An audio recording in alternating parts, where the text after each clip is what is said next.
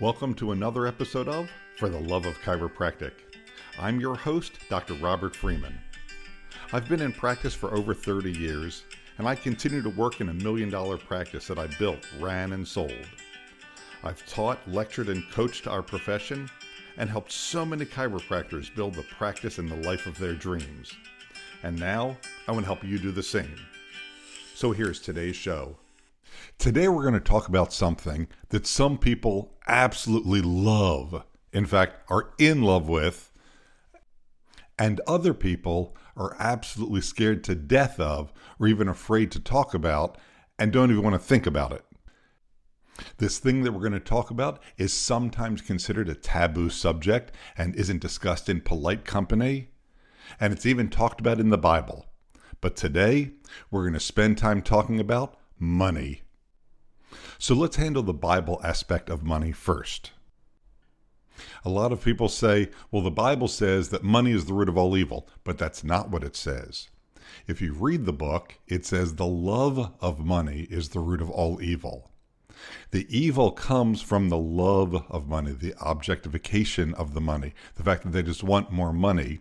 And if indeed you love money, just for the sake of the money, there's a good chance that you'll lie, cheat, or steal just to get more money.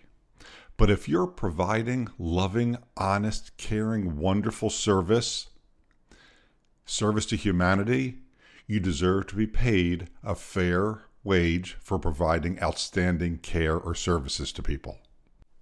I've known doctors over the years who say things like, well, I love providing care to my patients, and because I'm providing loving, caring service to my patients, it feels weird to collect money in exchange for providing loving service.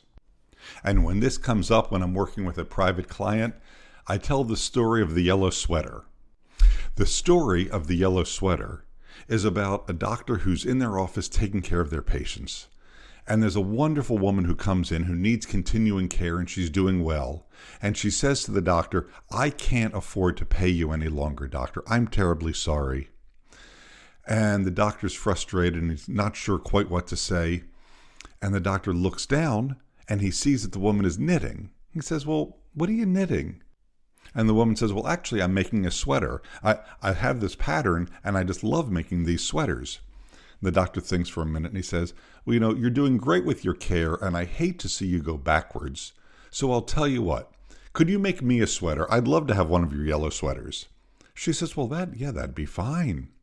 Sure enough, he continues to treat her for the rest of the week. She comes in on Friday and she brings wrapped up this beautiful yellow sweater, and he pulls it out and he tries it on. She says, wow, that's amazing. Thank you so much. He says, I'd really like to see you on Monday just to see how you did over the weekend. And the woman says, well, okay, I guess I can do that. So that evening, the doctor goes home, and of course he takes the yellow sweater home with him, and he walks in the door, he puts his stuff down on the kitchen counter, and his wife says, what's that? He says, oh. And he proceeds to tell the story about the patient who made the yellow sweater for him in exchange for his care. The wife says, well, that's a really good-looking sweater. Do you think you could get one for me? He says, well, yeah, sure. Actually, I know I can. She'll be in on Monday. Monday comes, the woman comes in, and the doctor says to the patient, my wife is absolutely in love with that sweater that you made for me. Is there any chance you could make one for her? And the woman says, well, sure, doc, I can whip one of these out in 2 or 3 days. It's my pleasure to do that for you. And the doctor says, I'll tell you what, I'm going to let you continue with care this week in exchange for the yellow sweater for my wife. So the woman continues with care, and she continues to get better. And at the end of the week, sure enough, the woman brings in the yellow sweater, perfectly sized for the wife. The doctor says, thank you so much. Let's check you on Monday and see how you're doing. Goes home. The wife is in love with the sweater. Oh my God, that's terrific. Do you think she could make one for each of the kids? Christmas is coming, and that would be so wonderful if everybody had one. Well, we have 3 kids. Yeah, I guess we can do that. So sure enough, Monday morning, the doctor has the conversation with the patient. She says, oh, 3 kid sweaters? How big are your kids? What size would you like them? No problem. I can whip those out by Christmas time. That's easy enough. Doctor says, okay, let's continue with your treatment schedule just the way you have been on a 3-day per week schedule. And we'll take care of you if you can get me those sweaters. And this all seems like a wonderful, fair exchange. The woman is doing what she loves doing. The doctor is doing what he loves doing. She's knitting sweaters. He's providing great chiropractic care. The doctor's happy. The patient is happy. This all seems like a really good idea. Well, wouldn't you know, in the middle of all this, the wife goes to the local grocery store, and she happens to be wearing the yellow sweater because she really likes it. And as she's checking out at the local grocery store, the owner, the local grocer, says to her, "Ma'am, that's a really pretty yellow sweater. I've never seen one like that. Where'd you get that?" And the woman says proudly where she got it from. Her husband, the chiropractor, is taking care of a lady who makes these sweaters, and she made it as a gift for her. And the grocer says, "That's really, really pretty. Do you think you could get one for me? My wife would love a sweater like that, and she's your size." And the wife says, "Well, I'll talk to my husband, but I don't see any reason why not." So the wife talks to the husband talks to the patient says, "Sure, another one just like your wife's? There's no problem with that at all. Give me a week, I'll have that one done." The wife takes it back to the grocer 2 weeks later, and she gives it to him and says, here's a gift. I hope you enjoy it." And the grocer says, "I can't accept this as a gift. You have to let me pay you somehow." And she says, "Well, no, I have no cash value for it." He says, "Take your groceries this week in exchange for the sweater. It seems like at the very least it would be a fair exchange." And wouldn't you know, the husband was taking the car to the local garage to get the oil changed. And when he was there, the owner of the garage saw his yellow sweater that he was wearing. And the owner of the garage says, "Man, where'd you get that? That's a great looking sweater." And again, the chiropractor tells the story about his friend, the patient. And the owner of the garage says, "Can you get me one?" He says, "Yeah, I can arrange that for you." And the owner says, "I'll tell you what, your oil change is on me today, but if you get me that sweater, we'll call it even." Doctor says, "Sure." Talks to the patient. She's happy with her care, continuing to improve. She makes a sweater for the owner of the garage, and everybody's happy. Not only did the doctor have a sweater, and the wife and the kids, the patient was so grateful for her ongoing care as the doctor took her through relief, correction, strengthening, and into maintenance care. She continued to make him sweaters as payment. So now the doctor had a bunch of yellow sweaters at home in his closet. So did the wife, so did the kids. In fact, they have plenty of yellow sweaters. And that's awesome. They have all the yellow sweaters they're ever going to need. And that, my friends, is money. Money is something that we exchange through the fair law of exchange for compensation for things that we need or want. But instead of carrying yellow sweaters around, we just carry money because it's easier. In today's world, we don't even carry money. We simply have our cell phones, and we can pay for anything on our phone because the money has become an electronic figure instead of cash in hand.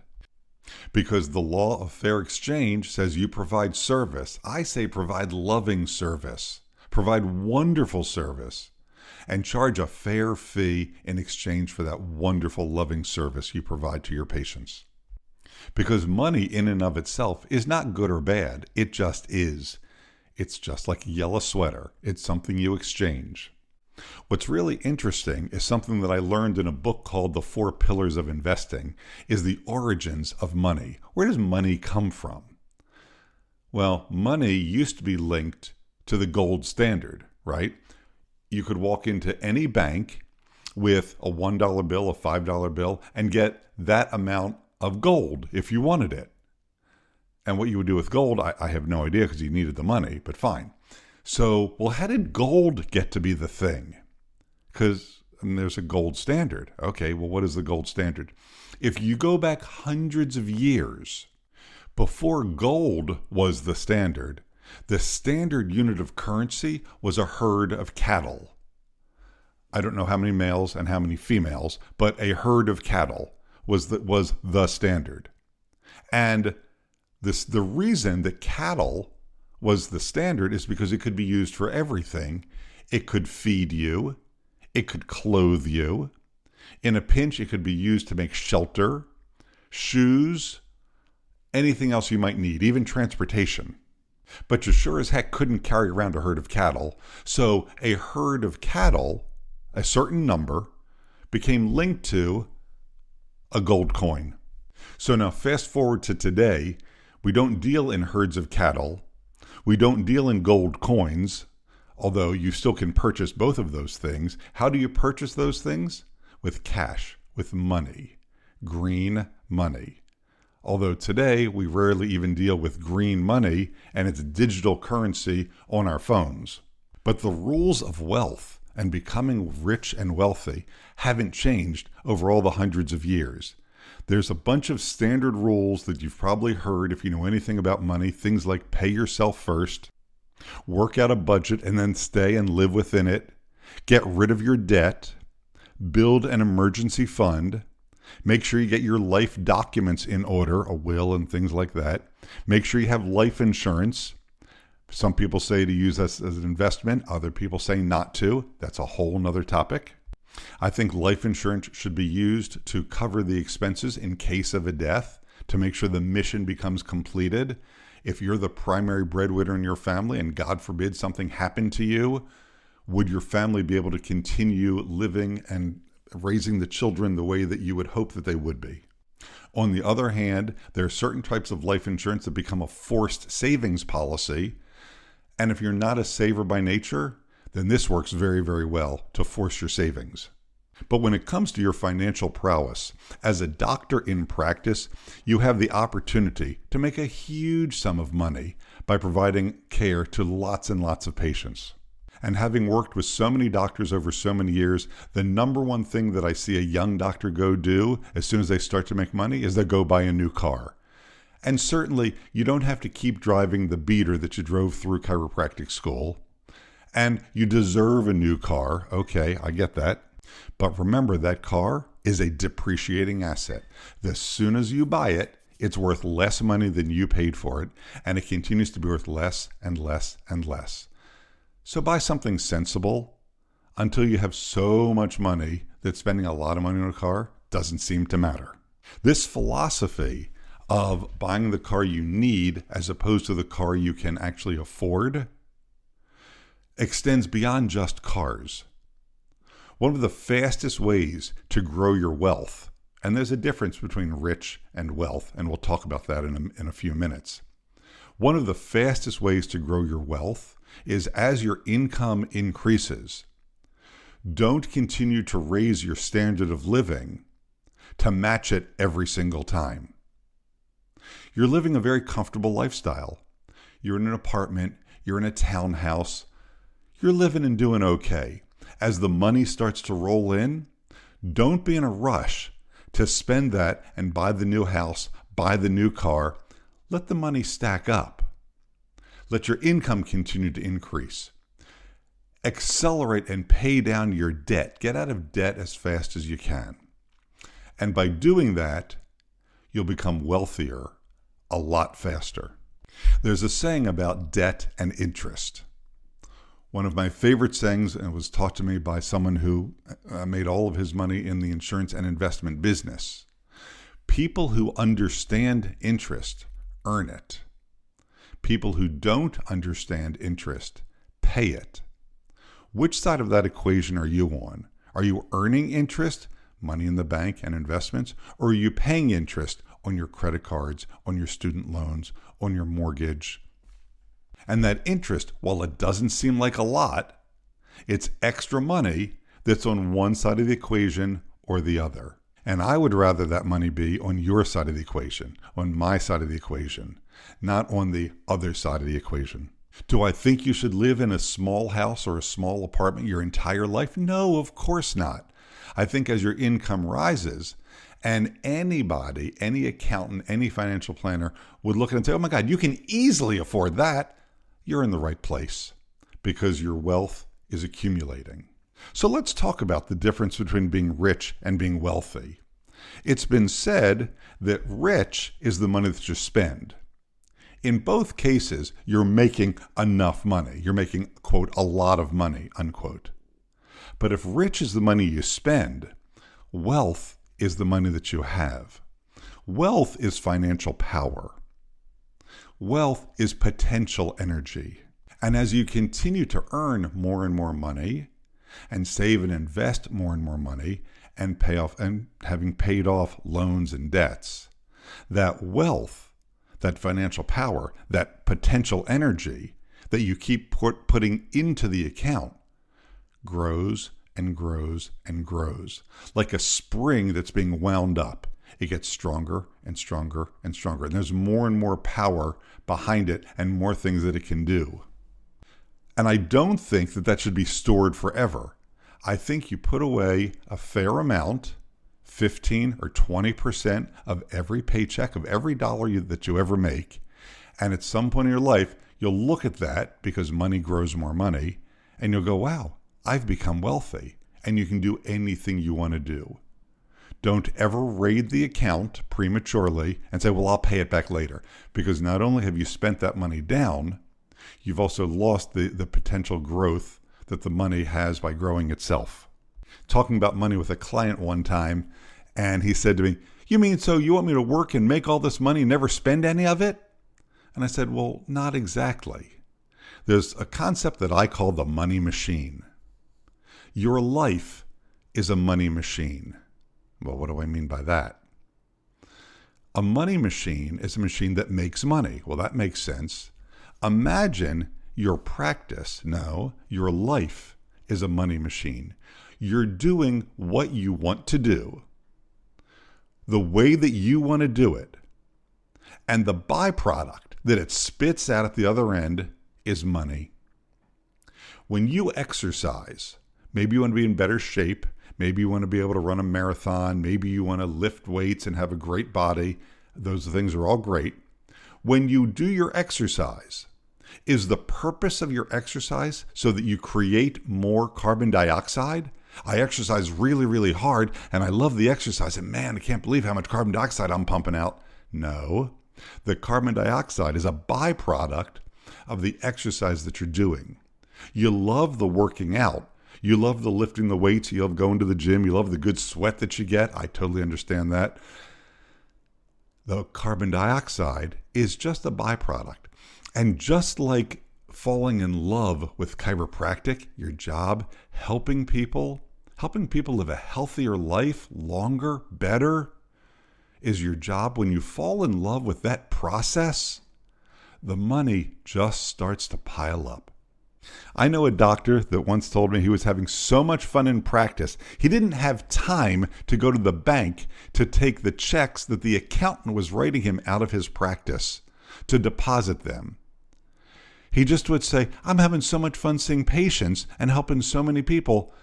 And he was walking around with literally tens of thousands of dollars in checks that he hadn't even deposited. And the accountant finally said, you have to deposit that money to get it out of the account and put it into your personal account. And so he did. Talking about the yellow sweater story and the money machine reminds me of one more famous story about money and knowledge. There's an ancient story about two sisters, the sister of knowledge and the sister of money. And they're twins. They look the same. But what's interesting is the sister of knowledge is pure and loving, where the sister of money is surprisingly fickle. The sister of money, when you pay attention to her, she runs from you. But when you pay attention to the sister of knowledge, she showers you with wisdom and praise. And the sister of money is being fickle, is very jealous of her sister of knowledge. So when you pay attention to the sister of knowledge, the sister of money just showers you with more and more money, trying to get your attention to pay attention to her. And yet the moment that you start to pay attention to the sister of money, she turns her back and runs from you and does her best to hide. It's my sincere hope that every chiropractor, every chiropractic assistant, every person that listens to this podcast truly uses the information presented here to become wealthy. Fall in love with your job. Fall in love with the process, every step of it. Save appropriately for your future. Never raid the account. And one day you'll look at that account and find that you have become fabulously wealthy, all during the process of providing phenomenal loving service to as many people as you possibly can. And thank you. All right, and that's our show for today. If you have a question about today's show or your own practice, feel free to reach out at fortheloveofchiropractic.com. Before making changes to your practice, be sure to seek legal advice regarding those changes and regulations in your state. For the Love of Chiropractic is an RGF production, all rights reserved. And thanks for listening. Original music provided by Hunter Rich Music.